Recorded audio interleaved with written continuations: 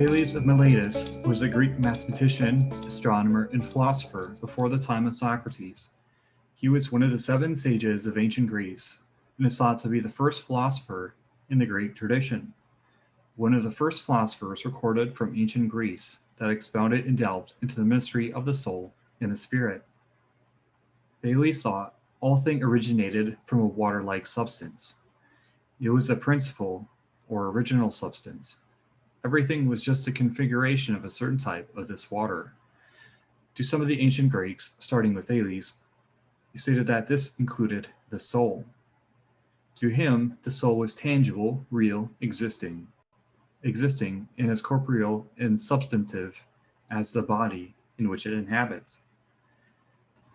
Chrysippus, a Greek Stoic, stated to prove the physical manifestation of the soul, he stated, quote, "Death is the separation of soul from the body," end quote. The soul physically leaves the body. It is a physical substance. He remarked that the soul is joined to the body at birth and separated from it at death. As the ancient Greeks believed, everything is physical, a material substance. The soul is manifest as material as much as our bodies and the world in which we live. The soul and the body therefore act upon one another. They inform and affect the other. Whatever exists either acts or is acted upon. Nothing can act or be acted upon without body. Therefore, only bodies exist. End quote. "I was touched" is a saying that originated from ancient Greek belief. There is also, "I have a broken heart." How many times have we felt an emotion? All the time.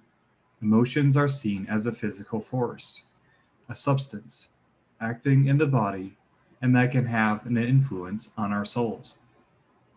Another Stoic, Leontes, observed that these passions and emotions of the flesh affect the soul. Likewise, the soul informs the body to act. He called this an intercommunication of affections, a mark of body, and therefore proof that the soul is substantive and physical. How do our passions and emotions affect the body then?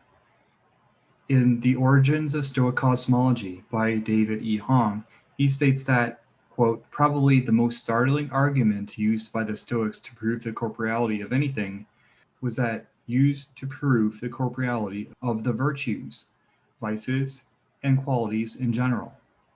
Virtues, vices, truth, and knowledge were all said to be states of the soul, or, alternatively, the soul in various states." End quote. Also notes that, quote, "Aristotle pointed out that observation shows the affections of the soul, such as anger, fear, and joy, to be inseparable from the body, that is, from the physical material of living things. The affections are, in fact, formulas in matter." End quote. What about truth, knowledge, and wisdom then? How do these physically manifest in a being? Wisdom is simply the accessing or of embodying more truth. We come to more truth or gain wisdom by peeling off the substances of ego or selfishness.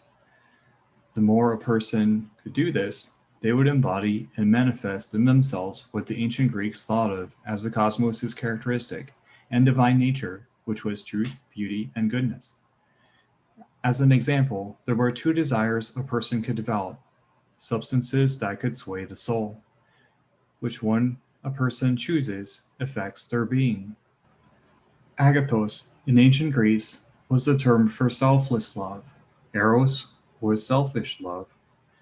The more eros substance a being develops in their body and soul, the less wisdom a being would have.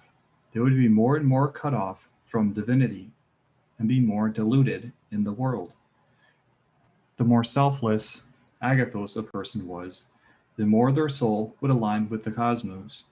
Truth and the wisdom of the cosmos would then be more a part of that being and be more accessible to them.